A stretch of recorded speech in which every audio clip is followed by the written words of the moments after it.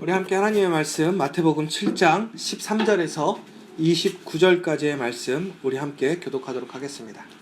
신약성경 마태복음 7장 13절에서 29절까지의 말씀 함께 교독하도록 하겠습니다.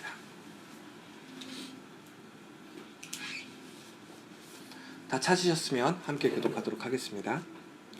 좁은 문으로 들어가라. 멸망으로 인도하는 문은 크고 그 길이 넓어 그리로 들어가는 자가 많고 생명으로 인도하는 문은 좁고 길이 협착하여 찾는 자가 적음이라. 거짓 선지자들을 삼가라. 양의 옷을 입고 너희에게 나아오나 속에는 노략질하는 일이라.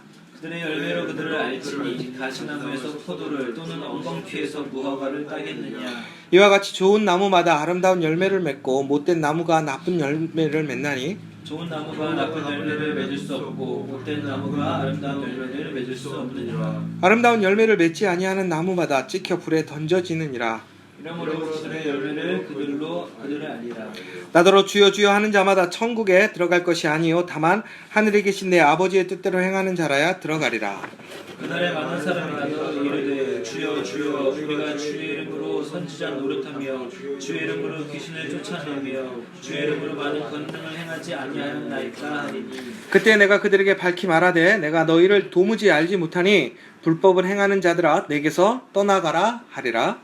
그러므로 누구든지 나의 이 말을 듣고 행하는 자는 그 집을 반석위에 지은 지혜로운 사람 같으리니. 비가 내리고 창수가 나고 바람이 불어 그 집에 부딪히되 무너지지 아니하나니 이는 주추를 반석 위에 놓은 까닭이요 나의 이 말을 듣고 행하지 아니하는 자는 그 집을 모래 위에 지은 어리석은 사람 같으리니. 비가 내리고 창수가 나고 바람이 불어 그 집에 부딪힘에 무너져 그 무너짐이 심하니라. 예수께서 이 말씀을 마치심에 우리들이 그의 가르치심에 놀라니. 이는 그 가르치는 것이 권위 있는 자와 같고 그들의 서기관과 같이 아니함일러라. 아멘. 아멘. 오늘 우리가 함께 보실 내용은 신약성경 마태복음 7장의 내용입니다. 이 7장은 여러분들이 잘 아시는 산상수훈 마태복음 5장의 내용과 함께 이어지는 부분이고요. 그 산상수훈을 마무리하는 그 예수님의 말씀이 오늘 이 마태복음 7장에 나와 있습니다. 특별히 이 마태복음 산상수훈을 통틀어서 이 5장, 6장, 7장의 내용들을 다시 한번 간단히 정리하자면 이 산상수훈, 특별히 이 5장에서 또 7장의 앞부분까지 다뤄지는 내용들은 바로 다른 사람과 우리가 어떻게 관계를 맺고 살아가야 되는가, 크리스찬으로서 하나님을 믿는 자들로서 예수 그리스도를 따르는 사람들로서 우리는 어떠한 사람들과의 관계를 살아가야 되는가에 대해서 이야기를 하고 있습니다. 그래서 우리가 흔히 얘기하는 황금률이라는 그 이야기처럼 우리가 내가 대접받고 싶은 대로 다른 사람들을 대하는 그 태도를 취하라고 이야기를 하고 있습니다. 그러면서 오늘은 그 예수 그리스도께서 우리에게 말씀하셨던 그 팔복, 더 나아가서는 온전한 율법을 우리가 온전히 수용하고 선택해서 하나님께서 우리에게 주신 생명의 길, 생명의 기회로 나가라고 오늘 예수님께서는 권면하시고 다시 그 선택을 우리에게 선포하시는 내용이라고 보시면 되겠습니다. 그런데 여러분이 잘 아시겠지만 예수님께서 흔히 얘기하신 그 산상수훈의 팔복, 그 팔복만 지키면 우리가 복을 받는가? 라는 것에 대해서 한번 생각을 먼저 좀 해봐야 될 것 같아요. 우리가 요즘에 팔복을 참 좋아해요. 왜? 우리에게 주어지는 복이잖아요. 그런데 그 팔복만을 얘기하신 것이 아니라 예수님께서는 분명히 말씀하셨던 것처럼 율법을 폐하러 오신 것이 아니라 율법을 완성케 하시려고 오셨다는 거예요. 그렇다면 우리가 예수님께서 말씀하신 팔복뿐만이 아니라 이미 우리에게 선포되어지고 우리가 알고 있는 하나님의 말씀, 율법뿐만이 아니라 팔복, 더 나아가서는 예수 그리스도의 모든 말씀을 우리는 어떻게 해야 되는 거예요? 수용하고 우리의 삶으로 그것들을 살아가야 된다는 거죠. 그런데 그것이 쉬운가? 그렇지 않다라는 거예요. 왜? 아무리 좋은 것이라도요, 그것에는 수고가 달라요. 며칠 전에 이제 텔레비에서 이런 내용을 봤어요. 요즘에 슈퍼 노인들에 대해서 얘기를 했어요. 그래서 요즘에 보니까 노인들만의 그 올림픽이 있더라고요. 근데 이 올림픽에 그 선수들이 보통 몇 살 때냐면 이게 시니어 올림픽인 거예요. 그래서 이분들이 70대, 80대, 100살이 넘어가신 분들도 이제 그 경기를 하는 거죠. 보니까 100살 넘으신 분이 세계 신기록을 세웠어요. 어떤 세계 신기록이냐면 그 100살 넘어가신 분 중에 100m 달리기 1등 한 거죠. 한 명밖에 참가 안 했어요. 근데 그분에게는 그 완주하는 것 자체가 매우 대단한 거예요. 그러니까 100살에 달리기를 한다. 이게 엄청난 일인 거죠. 또 90살에 세계 신기록을 매년 갈아치우는 할머니가 있었어요. 그런데 그분들의 그런 어떤 건강한 삶, 어떤 장수하는 것들을 연구해서 봤어요. 그래서 이것이 선천적으로 그 사람들이 장수하는 DNA 유전자를 갖고 있어서 장수하는 것인지 아니면 무엇인가 다른 방법이 있는 것인지를 연구를 해봤다라는 거죠. 그랬더니 장수하는 사람들에게는 특별한 장수 유전자가 있는 것은 사실이었대요.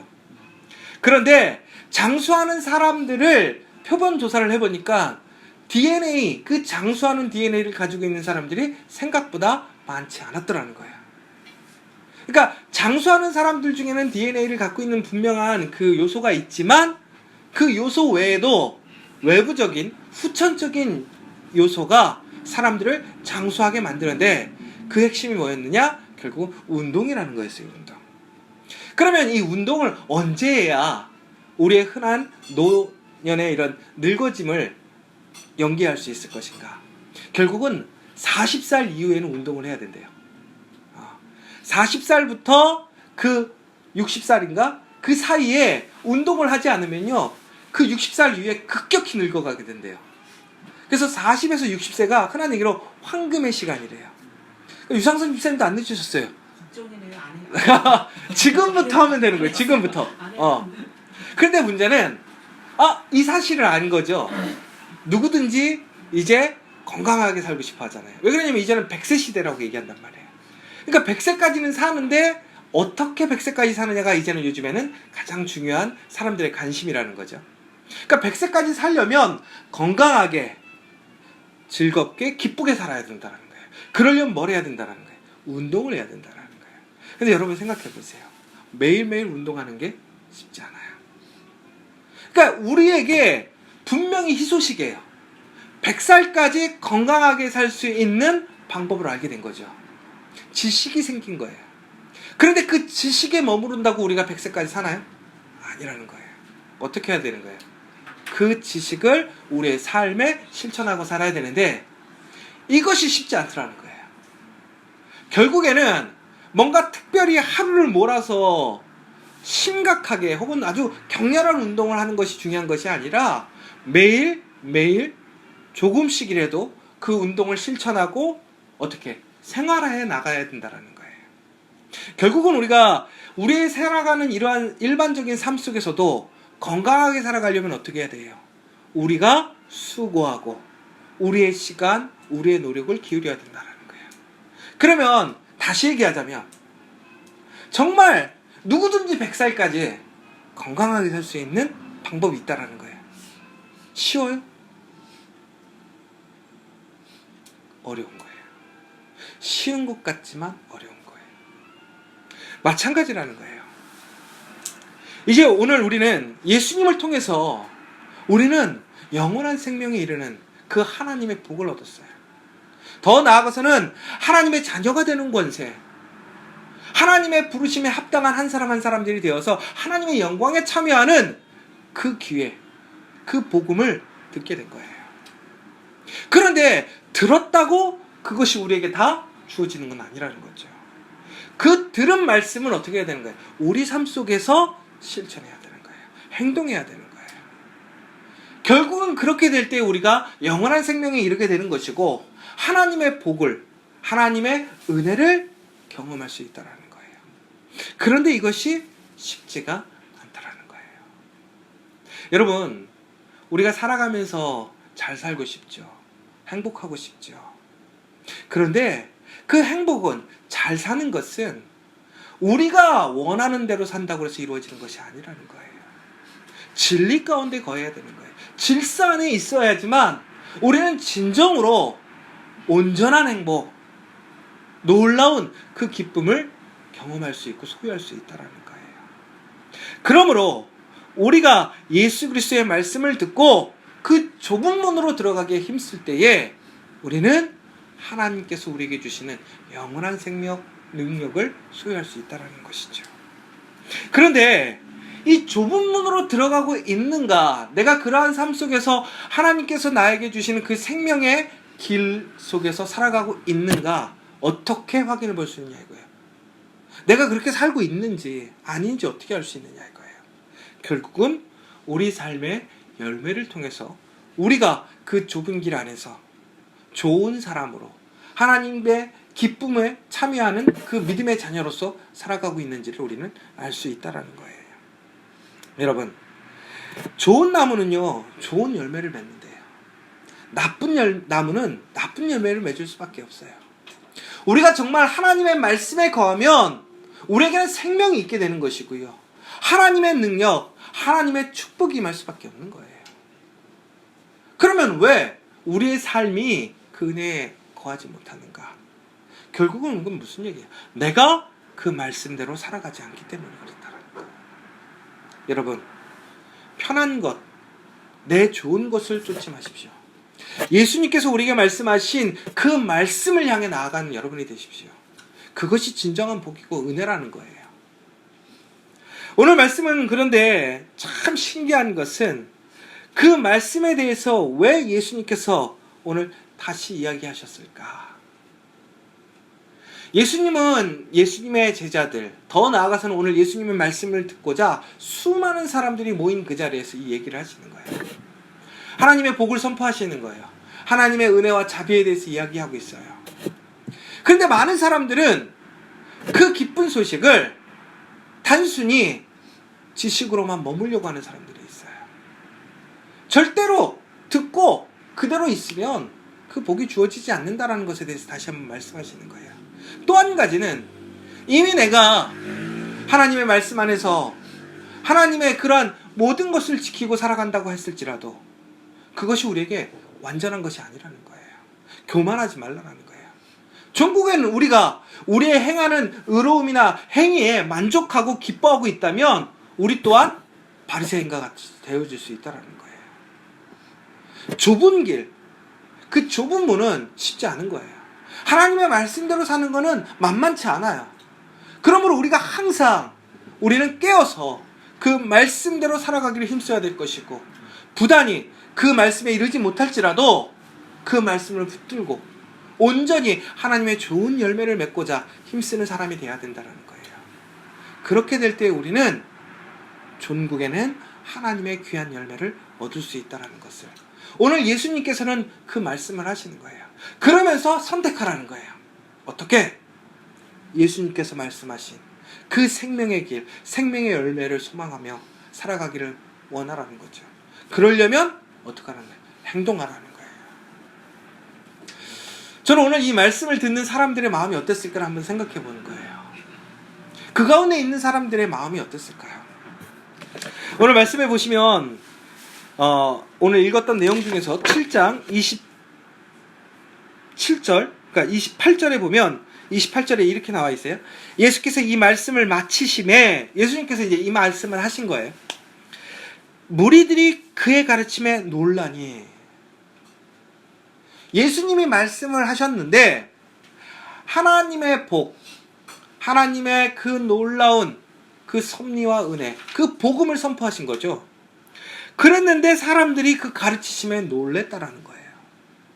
근데 이게 원어적으로 보자면 미알료시제라는 거예요. 결국은 뭐냐면 예수님께서 설교를 딱 하셨는데 그 설교의 영향력이, 그 파장이 사람들의 마음속에서 한 번 듣고 끝난 것이 아니라 지금 어떻게 되는 거예요? 계속 어떻게 일어나고 계속 영향력을 끼치고 있다는 거예요. 어떻게 예수님께서는 그런 말씀을 전하셨을까? 사람들에게 끝나지 않는 어떤 그런 울림을 주었을까? 저도 설교를 하는 사람이거든요. 그런데 정말 부러운 거예요. 오늘 제가 이곳에서 설교를 하는데 설교를 듣는 사람의 마음속에 울림이 시작되어가지고 끝나지 않고 있다고 생각해 보세요. 설교자로서 얼마나 큰 영광이고 기쁨이겠어요. 그런데 예수님께서 말씀을 마치셨는데 그 울림이 이곳에 있는 모든 사람들에게 지금 있는 거예요. 그러면 왜 그런 울림이 있었을까? 예수님이 하신 얘기가 진리죠. 옳은 얘기예요. 근데 여러분, 주일날 목사님들의 설교를 들어요. 많은 이야기, 많은 말씀들을 봐요. 그런데 왜 그 말씀에 우리의 심장은 울리지 않는 것일까요? 그분들이 하는 이야기는 자기들의 얘기가 아니에요. 대부분의 모든 분들의 올바르신 교회 안에 있는 목사님들 혹은 설교자들이 하는 이야기는 다 누구 얘기예요? 하나님의 이야기란 말이에요. 그런데 왜 울림이 없느냐 이거예요. 더 나아가서는 여기 있는 게 여러분들 다 크리스찬들이잖아요. 하나님을 믿는 사람들이잖아요. 그러면 여러분들이 말할 때마다 예수 그리스도에 대한 사실, 예수 그리스도의 복음에 대해서 이야기할 때마다 그곳에 울림이 있어야 될 거 아니에요. 그런데 왜 우리에게는 그런 울림이 없을까요? 저는 오늘 이 말씀의 핵심을 29절에서 보게 되는데, 이는 그 가르치시는 거니 권위 있는 자와 같고 그들의 서기관들과 같지 아니함일러라. 그러니까 예수님의 그 말씀에 울림이 있다고 하는 것은 무슨 얘기냐면 예수님이 권위 있는 자와 같더라는 거예요. 누구와 같지 않고 서기관들과 같지 않고. 서기관들도 율법을 가르쳤어요. 하나님의 말씀을 선포하고 규례와 율례를 가르쳤어요. 그런데 그들은 그 말씀을 듣는 사람들에게 울림을 주지 못했었거든요. 그 차이가 뭐냐고 했더니 바로 권위래요. 권위. 어떤 게 권위일까? 예수님의 권위가 무엇이길래 서기관들과 다를 것인가? 하나님의 말씀을 똑같이 선포했는데 왜 예수님에게는 권위가 있고 서기관에게는 권위가 없는 거냐 이거예요. 서기관들이 읽었던, 전했던 내용은 결국은 어떤 내용이었냐면 그들이 스승에게서 배운, 전승되어 온 이야기들을 그대로 전달하는 거였어요. 메신저였죠. 메신저. 그러면 메신저에게는 울림이 없느냐라는 거예요. 여러분, 세례요한이 광야에서 아무도 듣지 않는데도 불구하고 하나님의 말씀을 선포했어요. 근데 그곳에 울림이 있었다라는 거예요. 소리가 있다고 그러잖아요. 소리가 있었다라는 거예요.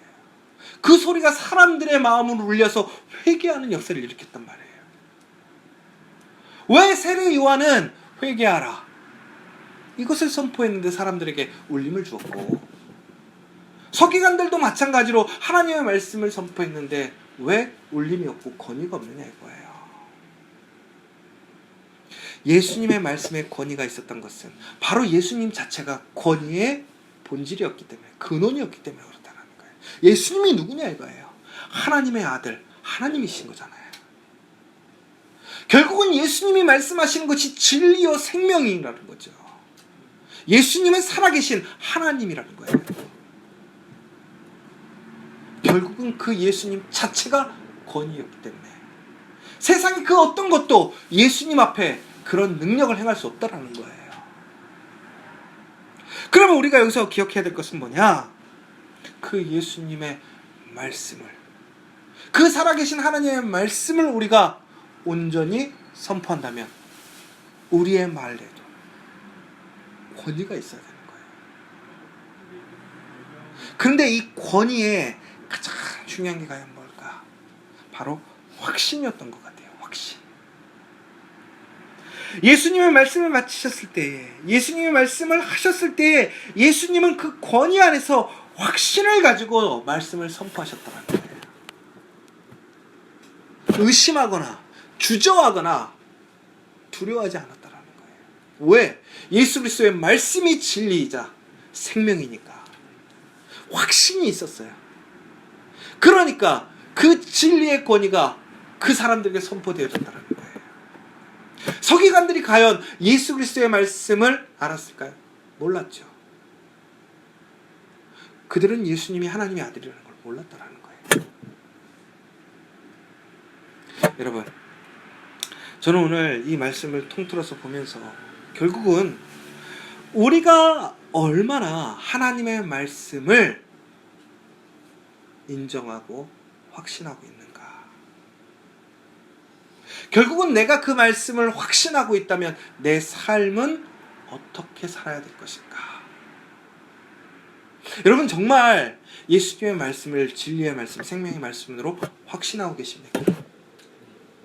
그렇다면 여러분의 삶에 예수 그리스도의 권위가 일어나는 거예요. 그런데 그렇지 않다면 우리 안에는 예수 그리스도의 권위, 능력이 없는 거예요. 왜 이 시대에 많은 교회가, 많은 크리스찬들이 비판받고 도전받을까요? 결국은 내 권위, 사람의 권위를 앞세우는 거예요. 진리의 핵심이 되는 예수 그리스도가 말씀이 우선시되지 않고, 더 나아가서는 그 안에서 실천과 행함이 없는 단순히 지식과 공허에 외치는 그 매화기로 멈춰서 있기 때문에, 그렇기 때문에 그들에게는 예수 그리스도와 같은 권위의 능력이 일어나지 않았더라는 거예요. 오늘 예수님께서는 우리에게 말씀하십니다. 우리에게 좁은 문으로 들어가라는 거예요. 생명의 길로 들어가라는 거예요. 그것이 바로 무너지지 않는 반석 위에 세운 집과 같다라는 거예요. 그렇지 않고 오늘 우리가 지식적으로, 단순히 행위적으로 예수 그리스도를 믿고 그 권위 있는 그 모습을 회복하지 못한다면 우리는 모래 위에 산 성과 같다라는 거예요. 사랑하는 여러분, 이곳에 계신 여러분들이 바로 그 예수 그리스도의 놀라운 권위를 회복하는 여러분들이 되시길 원합니다. 여러분들이 정말 세상 속에서 여러분들 만나는 모든 모임과 사람들 속에서 예수 그리스도의 놀라운 그 힘을, 그 능력을 선포하시고 회복해야 되는 것이 우리의 사명인 거예요. 여러분들이 바로 그러한 모습들 속에서 정말 좁은 문으로 들어가길 더욱더 힘쓰고 그것을 소망하여 살아간다면 우리는 예수님께서 우리에게 주시고자 했던 그 놀라운 복, 그 은혜를 소유할 것이고, 더 나아가서는 예수 그리스도의 놀라운 권위의 능력을 우리 삶 속에서 경험하는 여러분이 되실 줄 믿으시기 바랍니다. 이 시대에 예수님의 그 12 제자가 일으켰던 그 놀라운 믿음의 고백과 능력이 필요해요. 여러분들이 바로 그러한 사람들이 되시길 소망합니다. 이 시간 우리 함께 기도했으면 좋겠습니다. 우리에게 좁은 문으로 들어가라는 것은 단순히 고난받으라는 얘기가 아니에요. 오히려 좁은 문으로 들어가라는 것은 우리에게 소망을 주는 메시지이고 우리를 생명으로 이끄는 메시지입니다. 그러나 그것이 비록 지금 힘들고 어려울지라도 그것을 소망하고 바라는 거예요. 그러기 위해서는 지식에서 머무는 것이 아니라 우리의 삶 속에 행동으로, 실천으로, 더 나아가서는 예수 그리스도가 진리요 소망이요 살아계신 하나님이라는 고백으로 우리가 나아가야 될 줄 믿습니다. 그래서 정말 이 땅 위에 놀라운 예수 그리스도의 그 놀라운 사랑과 능력이 이 땅의 모든 사람들에게 울림이 되어 하나님께로 돌아오고 하나님의 영광에 이르고 하나님의 놀라운 사랑을 경험하는 그 일들이 일어날 수 있도록 이 시간 함께 기도해 주셨으면 좋겠습니다. 특별히 날씨가 매우 춥습니다. 지금 이 시간 우리에게 육체적인 그런 추움뿐만이 아니라 영적인 추위, 그런 갈급함에 있는 사람들을 위해 다시 한번 기도해 주시고요. 특별히 우리 지저스 커피아 교회, 또 우리 한소중앙병원 모두가 하나님의 일에 협력하고 있습니다. 또한 하나님의 많은 교회들과 또한 많은 지체들이 하나님의 나라의 의를 위하여 열심히 지금도 그 믿음을 굽히지 않고 나아가고 있습니다. 그 모든 이들이 하나님의 영광에 이를 수 있도록 다시 한번 함께 기도해 주시면 좋겠습니다. 우리 조용히 묵상하시면서 기도하고 나아가도록 하겠습니다.